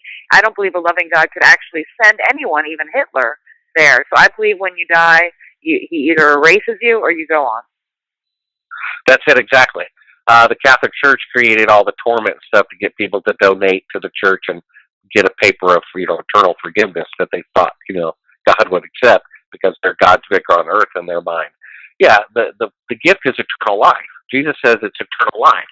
So if you go to hell and you're saying, "Oh my gosh, I wish I had lived my life differently forever," you also have eternal life, right? No, Right. Eternal life is only for the saved. Everyone else has eternal death. They're just like a bug. You step on a bug, the bug isn't going, "Oh, I wish I had avoided that foot. What was I thinking?" No, it's just wiped out. And that's the way, God only wants the pure in heaven, and that's how it will be. And everyone else will be squashed on. And, Jesus said, "Wide is the gate to destruction, many go that way, and narrow is the way to life." And he wasn't talking to the pagans. He was talking to the church, the religious people, the synagogue. And to those people, most people who think they're right with God, according to Jesus, are not right with God. He says, many people will say, "Lord, Lord, didn't we do this and do that?" He says, "Get away from me. I never knew you. You were never joined with me." You see? And, it's a scary thing. I mean, as great as life is, it's going to be over. And then what? As Bender said, anything less than immortality. They wouldn't swear on the Bible is because they knew that they were lying, and then they don't want to go down in history lying against God. And they acted like it was the plague when you're going around with the Bible. I mean, they're running away from you. I mean, they're getting violent and stuff. And it's just like you said, if they actually did go to the moon, they would, first of all, they would be glad to talk about it. And in the interview that you were talking about, the conference, when the press conference, when they first got back, the first men on the moon, quote unquote, I actually posted that picture either today or yesterday on my Facebook page of these sad-looking faces, these guilty-looking men who look like their families were just murdered, and they have to talk about it now on national television. Those are not the faces of people that just, did the most amazing feat of humanity ever in history. Just came back from another world, and they're going to tell the whole world about it now. No, these are those faces of guilty liars that are really sad, and now they have to go on with this thing. And their interview wasn't compelling at all. It was obvious they were lying. I can just listen to somebody or look at somebody and tell if they're lying. And another thing I want to say about the way that you do your journalism, I think that's why I like Astronauts Gone Wild so much, is because you address the bad guy, and that's what I do. I will go right up to the person that I feel is, the government agents and FBI and whoever, and I will go and confront them about chemtrails. And that's what you do. And I think that's what I love so much about Astronauts Gone Wild is we get to see their responses, and it's obvious they're all lying. Well, the anonymous aerospace investor that I told you about, multimillionaire person, the reason why they invested it, to them it is a patriotic issue. They believe that the government faking the moon landing was a disgrace to the honor of the country and a disgrace to science, to forge documents. It's like saying, I don't know, saccharin is great for you. Saccharin will increase your life, when in fact it does the opposite. They think that's a disgrace to the truth, to the nation, to science. That's why they invested heavily in this project. And what we have here is a group of people who robbed a bank and they stole $1 million, and they didn't get caught. So the next time they stole $5 million, and they didn't get caught. So the next time they stole $20 million, and they didn't get caught. You see, these are the people running our government. They didn't come to Congress and the Senate and say, hey, you guys approve faking the moon landing? No, they did not tell them, which means the Congress and the Senate does not run the country. And, it's gotten out that the NSA whistleblower who was with them for 30 years says that the United States Supreme Court justices have their phone calls monitored all the time. Now, if people are monitoring the United States Supreme Court's private conversations, then they treat them as an enemy. So there's an entity within our own government who considers the Supreme Court an enemy. That entity is an enemy of our country, and that is, at least on the surface, the intelligence agencies. Something is wrong here, and no one is doing anything about it. It's outrageous. They killed Kennedy. They faked the moon landing. They did the Gulf of Tonkin. They started a war that they admit was completely contrived. They did 9/11, Building 7, and all this blatant evidence, and they just keep going because no one is pursuing justice. No one is locking these people up. It comes out. I mean, a guy who works with NSA for 30 years says we listen to the president's phone calls, and it's not just Trump. It's Clinton. It's Obama. It's Bush. It's everybody. They listen to the White House calls. They listen to the Supreme Court. He admits this. It makes it in the newspaper somewhere. It's online. He admitted it, and no one is doing anything about it. People don't realize that, an aircraft carries like $12 billion.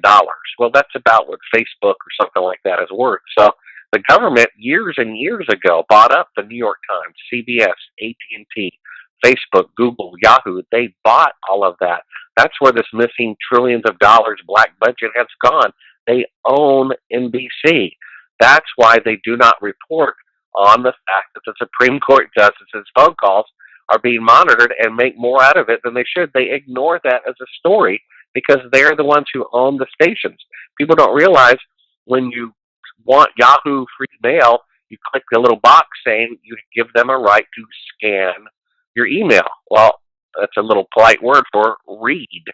And so what they've done is because the CIA owns Yahoo, they own the hard drives, and we've given them permission to read it. So they have a double legal reason in their mind. We own the company. We have the right, therefore, to read them. And you gave us permission, double right. You see? So that's what they've been doing. The government has secretly bought up all of these technology companies, Google, Facebook, Twitter. They own it all, and that's why they never talk about anything that's critical of themselves. Why would they do that, right? Why would they shoot themselves? Yeah, absolutely. Yeah, we're being spied on big time. Is there any advice that you would give to someone that's looking into, chemtrails and stuff like that? Well, I need to take this advice too. I think we need to pray more. I'm a kind of if there's a will, there's a way kind of a guy. But I forget constantly to rely on God. To pray that the truth about the moon landing will come out. And if it comes out, it really won't be because of my doing. It will be because God wants the truth to come out. And right. I think we really just need to pray more. We need to pray for God's intercession, the angels' intercession. It's like this great vault of resources we're really not taking advantage of. And because this is really a spiritual issue. That's what it gets down to. You can be an atheist if you want, but surely rape is wrong. and stealing someone else's property is wrong. So there is good and evil, whether you believe in God or not. And so that's what it really boils down to. You know, the story, you know, the history, all that is true. The longer archaeologists dig up stuff, the more they confirm that everything in the Bible historically happened. I mean, the Bible is a very unflattering book for those involved, if you've ever read it. It's very depressing because it's nothing but human error after human error after human error, and God giving us one more chance, one more chance, one more chance. And it's very simple. Everything is simple. Einstein said, you know, God is very simple. We were made a perfect world. We fell, and God is letting it go its course, I believe, because it's some big galactic lesson. For example, you have a 4-year-old, you know, reaching for the stove top. You slap their hand, you don't know, or maybe not even slap it at first. You kind of gently push it away. Then they reach for the hot burner again. You gently push it away. They reach for it a third time. You slap that hand. They reach it for a fourth time. What can you do except let them burn their hand? I mean, otherwise, eventually the house will burn down through their error. And I think God, you know, 1,000 years being like a day and being the super parent of us all, that's why he lets, you know, this stuff go on. He doesn't cause it. People say if there's a loving God, then there wouldn't be rape, murder, and poverty and all this stuff. That's not true. God gave us a perfect earth and gave it to our governance. And if we pollute it and corrupt it, it's our doing, not his. He has allowed it to happen to show us, you know, the effect of our sin, you know, the consequences of our actions. And then eventually I just wish that he would back us up. Yeah, I wish he would back us up more, because it's not my free will to be sprayed to death. It's not my free will to not have, you know, clean water, safe water to drink, and on and on and on.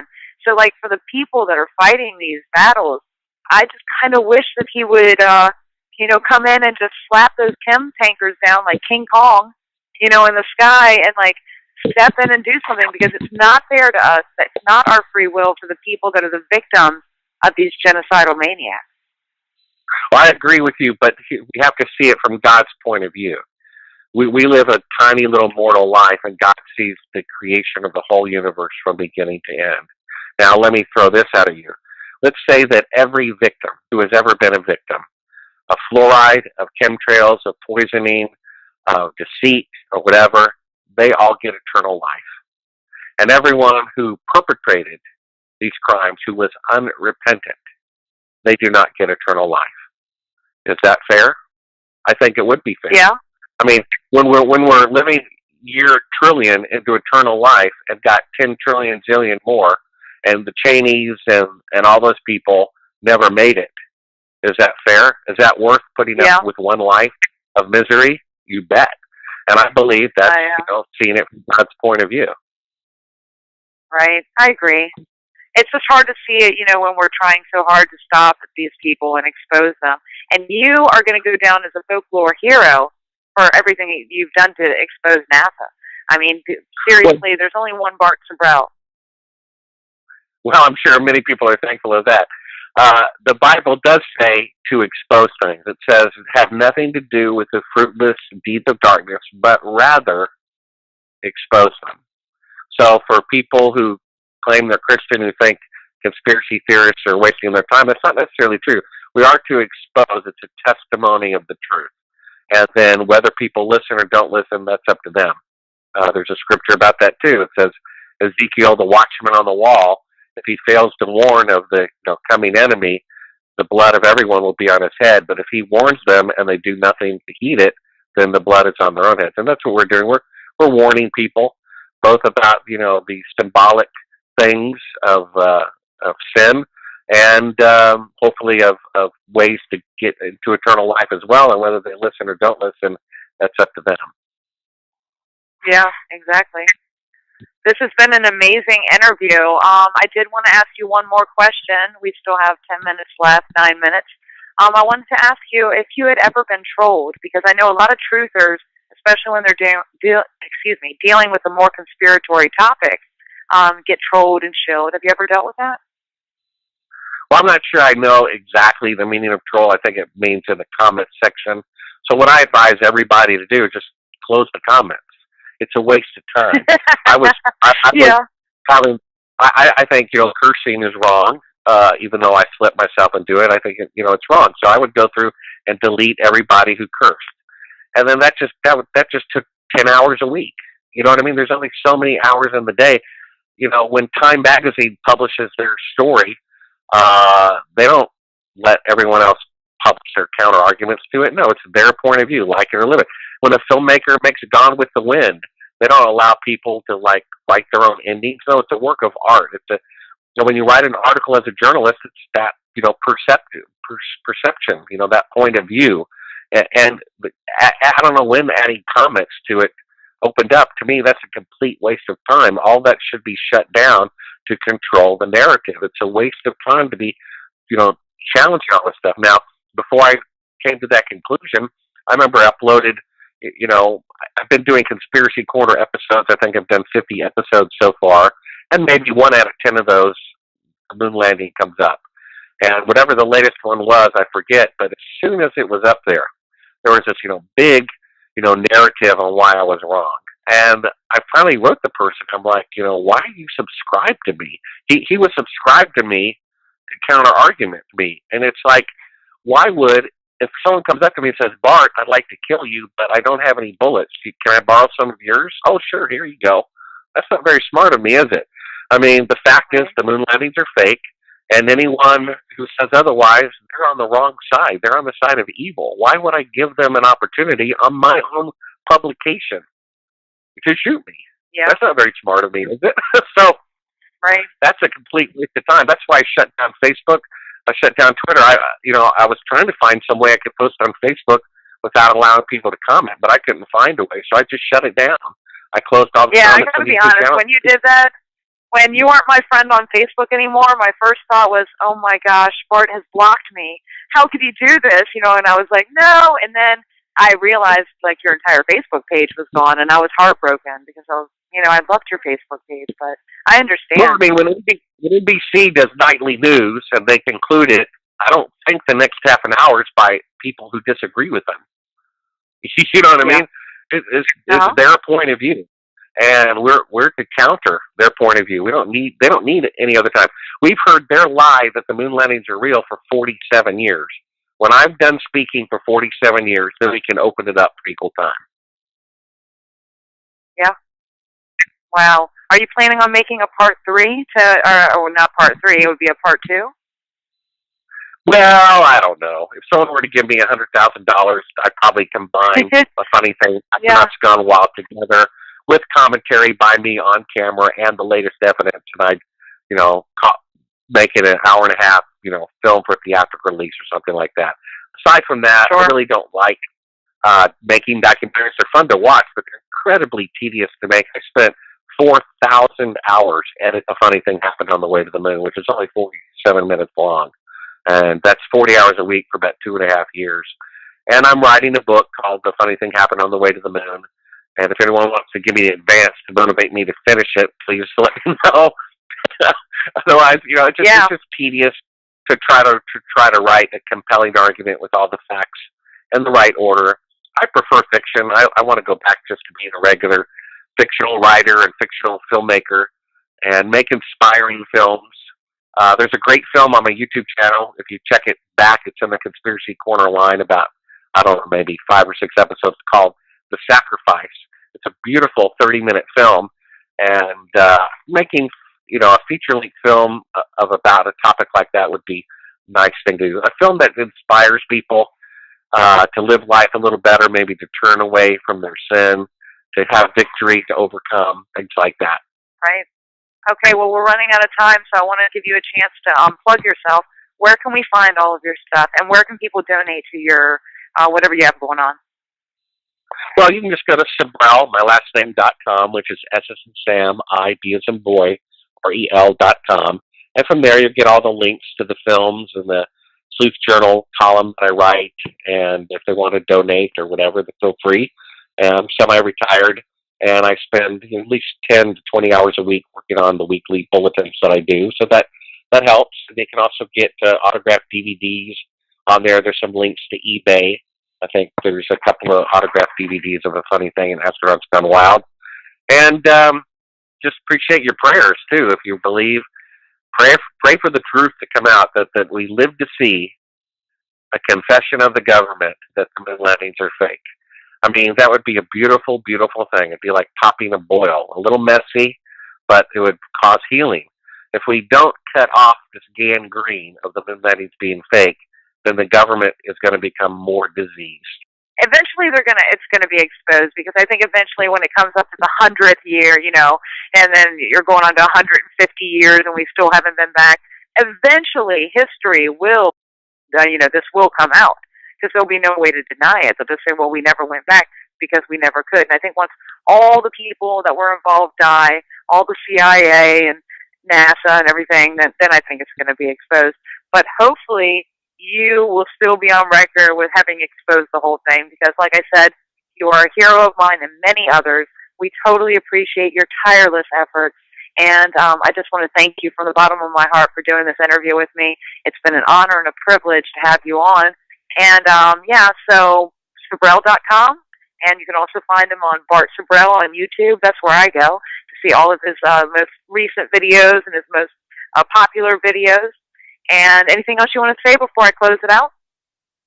Well, we're going to start something called End Time Radio, maybe 2 broadcasts a month, which will be posted to YouTube. It'll have its own playlist on my YouTube channel, and that'll be kind of life from a biblical point of view we'll start talking about. Sure. All righty. Well, again, I want to thank you so much for coming on the show. It's been very eye-opening. It went exactly how I thought it would, except for me bumbling around and sounding so nervous. I'm actually still nervous, but it's only because I'm in the presence of such greatness. I want to tell you that I love you. I love your work. You have 100% support from me. I'm going to continue promoting you on my Facebook page. And I want to thank everybody for listening tonight.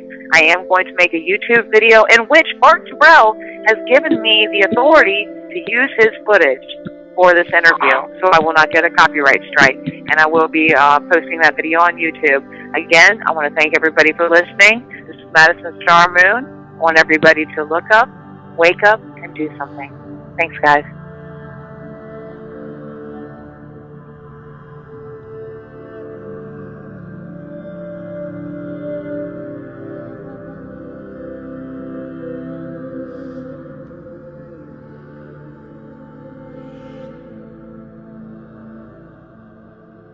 Up, and you can see the real location of the camera and the very bright and near Earth out the window. Here is the slate for the 19th of July, and the same shot of trickery on the 19th of July, and then the 20th, and the same misleading shot on the 20th. Later that evening, they were said to be walking on the moon. How can this be when they were in Earth orbit only 9 hours earlier, and the moon is some 3 days' journey away? Furthermore, if they genuinely went to the moon, why would they be faking any part of it?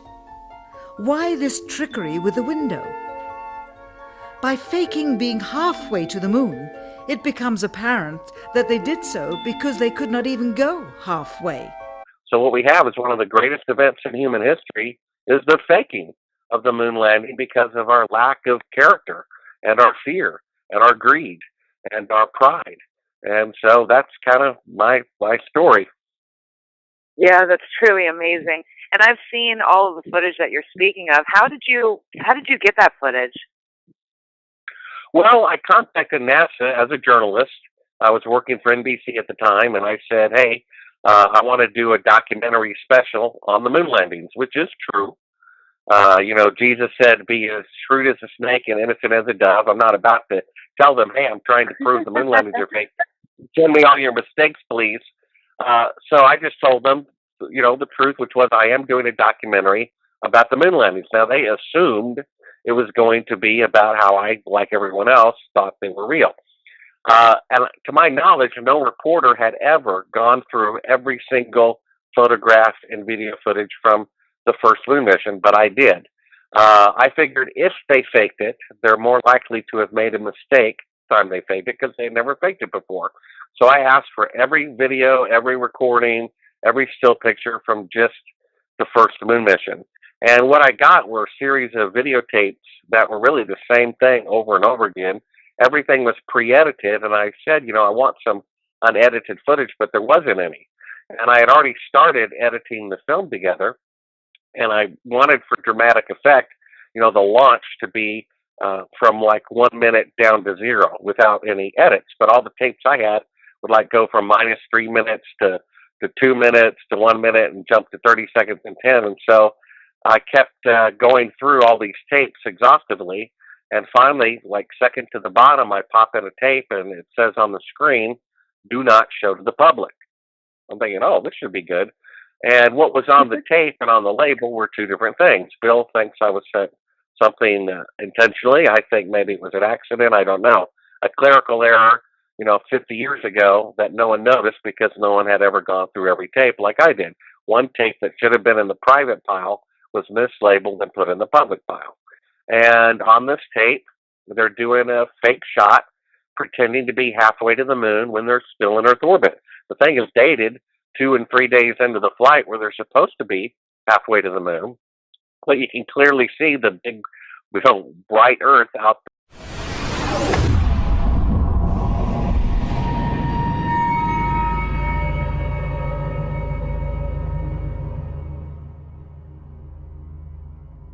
You really like attention, don't you? You're the one who said you walked on the moon when you didn't. Calling the kettle black, if I ever thought of it. Saying I misrepresented myself. Away from me. You're a coward and a liar and a thief.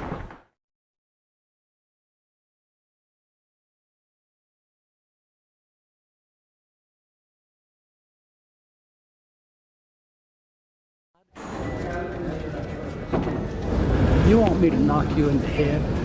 Well, I want you to swear to Get God away on the from me. Bible that you Get walked away on the from moon. me. Okay. If you walked on the moon, we're given the opportunity to swear to God that you walked on the moon.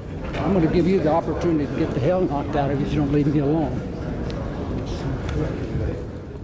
So why don't you just put the end to the record in the argument and put your hand on the Bible, swear to God you walked on the moon.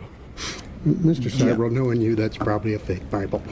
Well, you're talking to the wrong guy. Why don't you talk to the administrator in NASA? We're passengers. We're guys going on a flight. I don't hit people, but you're going to be on the deck unless you get. I'm heading out. I appreciate it. And get the hell out of my house. Well, Take your stuff and get the fuck out. Why don't you quote me and say it's bullshit? And the shadows in the wrong place. I don't give a damn about all that shit. You're full of shit. of lunar orbit being falsified. Being falsified? Correct. We got an unedited tape from a source at the Johnson Space Center. Totally nonsense.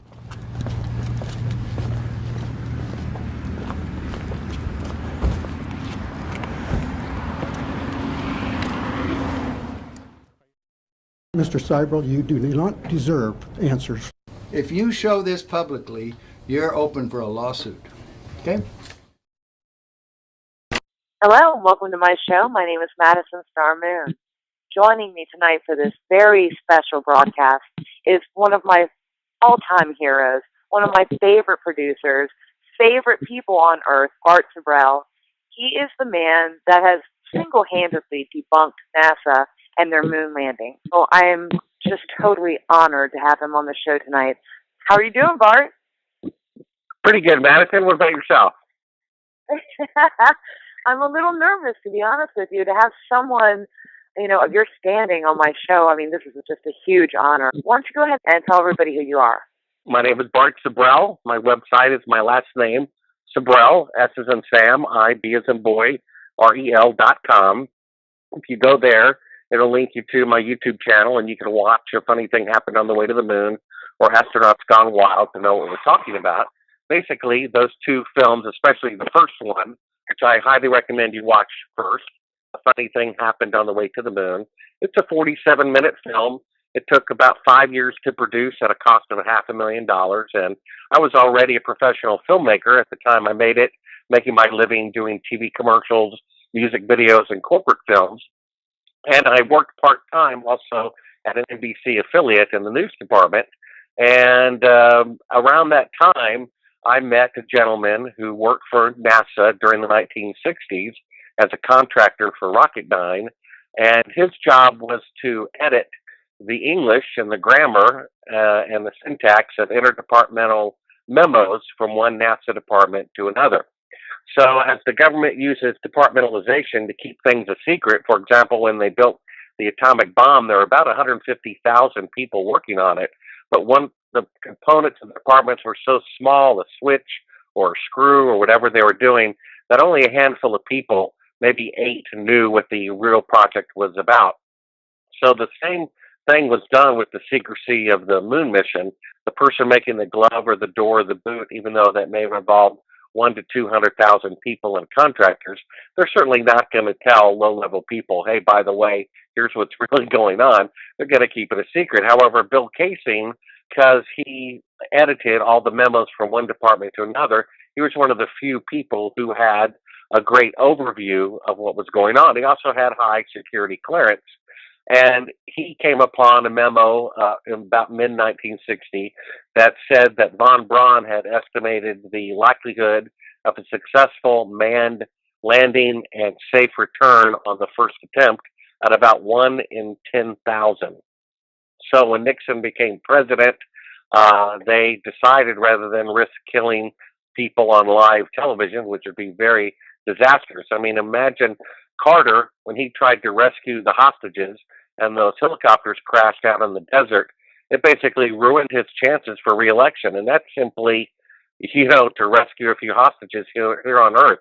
Can you imagine setting out to accomplish one of the greatest feats ever set forth and do it on live television and then fail? And so the one way they could guarantee a successful moon mission was to stage it, just like in poker.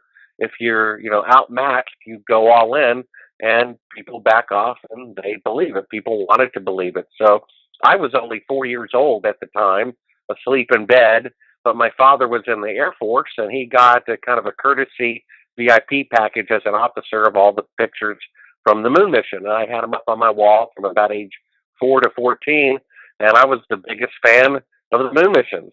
And then I saw this gentleman who worked at NASA. He was one of the first guests on the Oprah Winfrey Show, say that it was fake. Kind of planted a seed in my mind, and I started looking at some of the pictures, and ended up about 10 years later, I'd become a filmmaker and was editing a video for the producer of that program. And I said, do you remember the guy in your show who said we didn't go to the moon? Remember his name? He said no, but he put me in touch with the production company in San Francisco, and when I called them, they said they were days away from deleting all 10-year-old files, and I had just barely been able to track down this guy. And he, at the time, suggested, being a filmmaker, that I make a documentary about the moon landings being fake. Now, at that time, I still thought they were real, but I thought, there's at least a possibility that they were fake. Seeing how most of the astronauts could not give interviews, and that the Soviet Union was about 5 times more advanced than we were. The administrator of NASA resigned days before the first mission. There were unusual homicides among astronauts and things like that. I thought, there's at least a 1 out of 4 chance that the moon missions were fake. But at the time, I'm young, in my 20s, and I had the thought I want to have a family and someday, and I thought, if the moon missions are fake, and I'm the one overturning these rocks, and I kind of have a relentless personality, I thought I could be risking my life. So why should I die for someone else's, lies? So I actually turned down the project initially. And 5-10 years went by. I became a Bible-believing Christian and realized that we're all going to die anyway, that there is a dividing line between right and wrong, and light and day, night and darkness, and everything, and sin and righteousness. And so I said, well, why not? If they didn't go to the moon, the way that I look at it, Madison, that would actually be more profound of an event than if they had actually gone. I mean, let's say they could go, they could plant a flag with 1960s technology on our neighboring, heavenly body and come back. That would have a certain level of significance historically to mankind. But if they could not go, and they lied about it, and they faked the pictures on national TV, murdering people to keep it a secret, all because they could not admit that they bit off more than they could chew, I think that is more profound of an event historically than if they were actually to have gone.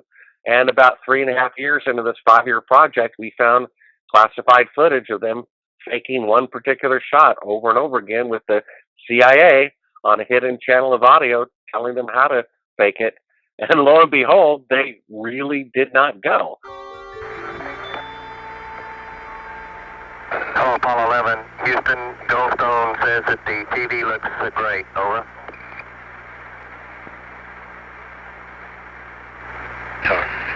Okay, Roger. We're coming in on Earth. Again, the illusion they are attempting to create is the Earth at a distance to demonstrate their far journey from it and their ability to survive passing through the Van Allen radiation belts. Understand, too, that only about 20 seconds of this raw footage was ever broadcast to the public, and these conversations discussing their deception were believed to be private. Until now. Here they discuss that these television transmissions were in fact not broadcast live as everyone believed. They were first screened and edited for playback later. Roger, Neil. We just wanted a narrative such that we can, when we get to playback, we can sort of correlate what we're seeing. Thank you very much. Here they discuss the fact that they have turned out the lights and have blocked out sunlight from entering the spacecraft through the other windows as to not cause any reflected light to fall onto the spacecraft's wall in the foreground. Okay, very good. Well, we shut out the sun coming in some of the other windows into the spacecraft, so it's looking through the number one window, and there isn't any reflected light. The reason this was done is so that the truth of the matter would not be revealed. It is this. Though the federal government would have you believe that this is a view of Earth from a distance out of the spacecraft's window as it nears the moon, it is not. What they have ingeniously done is placed the camera at the back of the spacecraft and centered the lens on a circular window in the foreground, outside of which it is completely filled with the Earth in low orbit. The circumference of the window then appears to be the diameter of the Earth at a distance, with the darkened walls of the spacecraft appearing to be the blackness of space around it. That is why they wanted the interior dark and blocked out the sun from entering through the other windows. Here you can see the extruded window, probably 2 inches thick at the bottom. This is because the Earth's shine is coming in at a downward angle. It also causes the Earth to appear to be an irregularly shaped circle, for you are seeing the outside of the window at the bottom and the inside of the window at the top, which together form 2 different sized halves of a circle. Subsequently, this take was never used. As they perfected the shot, a crescent-shaped piece of black material was inset slightly into the window to create the illusion of the Earth's terminator line dividing night and day. It is uncannily convincing. During this segment, intended to be edited and played back later for the worldwide television audience, dated July 18, 1969, Neil Armstrong condemns himself as he states that he is 130,000 miles out, or halfway to the moon, as the NASA flight log also states on this date, when he is in reality in low Earth orbit of a few hundred miles. Roger, Houston, Apollo 11. Calling in from about 130,000 miles out. Here, during another segment, also intended to air after review, Neil Armstrong falsely explains to the viewers how the shot is attained by putting the camera's lens to the window's glass, as it would have to be if they were the claimed distance away from the Earth. We only have one window that has a view of the Earth, and it's filled up with the TV camera. If the window was completely filled up with a TV camera, as he stated, then an astronaut's arm would not be able to get between the camera and the window, as it obviously does here in this outtake. South America becomes invisible just off beyond the Terminator or inside the shadow. You can also notice how the astronaut operating the camera reacted to the mistake by attempting to pan away from it. Blue cast. See white bands of major cloud formations across the Earth. This is a segment that they believed wasn't even being recorded, much less suitable for broadcast, for the lens was being zoomed out and the scene was being changed to that of an interior of the astronauts at work, and apparently the stop button popped back up on the recorder without notice. Here is the diffused work light that they used to see camera controls, but not throw light onto the spacecraft's wall. Here they remove part of the crescent insert.